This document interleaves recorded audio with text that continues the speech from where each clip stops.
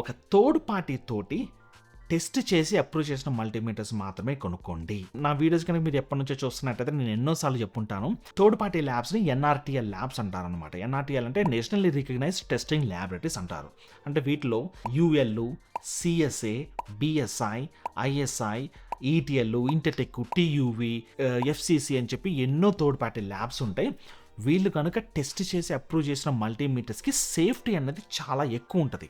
So ఎంత వీలైతే అంత ఒక థర్డ్ పార్టీ వాళ్ళు టెస్ట్ చేసి అప్రూవ్ చేసిన మల్టీమీటర్స్ని కొనుక్కోండి. సపోజ్ ఇక్కడ నా చేతిలో ఉన్న ఈ మల్టీమీటర్ కనుక చూసినట్టయితే దీన్ని యూఎల్ అనే ఒక థర్డ్ పార్టీ ల్యాబ్ వాళ్ళు టెస్ట్ చేసి అప్రూవ్ చేశారు. ఈ యూఎల్కి ముందు సి ఉంది చూసారా, సి అంటే కెనడా, దానికి వెనక పక్కన యూఎస్ అని ఉంది చూసారా, యూఎస్ అంటే యునైటెడ్ స్టేట్స్ అనమాట. అంటే యూఎల్ అనే ల్యాబ్ వాళ్ళు ఈ మల్టీమీటర్ని కెనడా స్టాండర్డ్స్ అలాగే యునైటెడ్ స్టేట్స్ స్టాండర్డ్స్ ఈ రెండు కంట్రీ స్టాండర్డ్స్ ప్రకారం టెస్ట్ చేసి అప్రూవ్ చేశారనమాట. సో దీనికి సేఫ్టీ ఎక్కువ ఉంటుంది. అలాగే సపోజ్ ఈ మల్టీమీటర్ కనుక చూసినట్టయితే దీని మీద టీయూవి ఉంది, సిఎస్ఏ ఉంది, సిటిక్ ఉంది, సిఈ ఉంది, ఇలా ఎన్నో థర్డ్ పార్టీ ల్యాబ్స్ మార్కింగ్స్ ఉన్నాయి అనమాట. అంటే ఈ థర్డ్ పార్టీ ల్యాబ్స్ అందరూ కూడా ఈ మల్టీమీటర్ని టెస్ట్ చేసి అప్రూవ్ చేశారు. చాలామంది ఏమనుకుంటూ ఉంటారంటే సిఈ కూడా ఒక ఎన్ఆర్టీఎల్ ల్యాబ్ అని అనుకుంటారు, అదొక థర్డ్ పార్టీ ల్యాబ్ అనుకుంటారు. కాదండి, సిఈ అన్నది ఒక ఎన్ఆర్టీఎల్ ల్యాబ్ కానే కాదు. ఓకే, మోసపోకండి. ఇక్కడే చాలామంది మిస్టేక్ చేస్తూ ఉంటారు.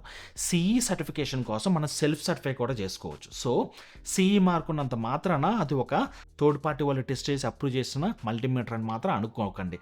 మల్టీమీటరే కాదు, అయితే ఏ ఎలక్ట్రానిక్ వస్తువు అయినా సిఈ మార్కింగ్ ఒక్కటే ఉంటే అదొక ట్రాప్, మిమ్మల్ని మోసం చేయడానికి ట్రై చేస్తున్నారు. సో జాగ్రత్తగా ఉండాలి. ఓకే.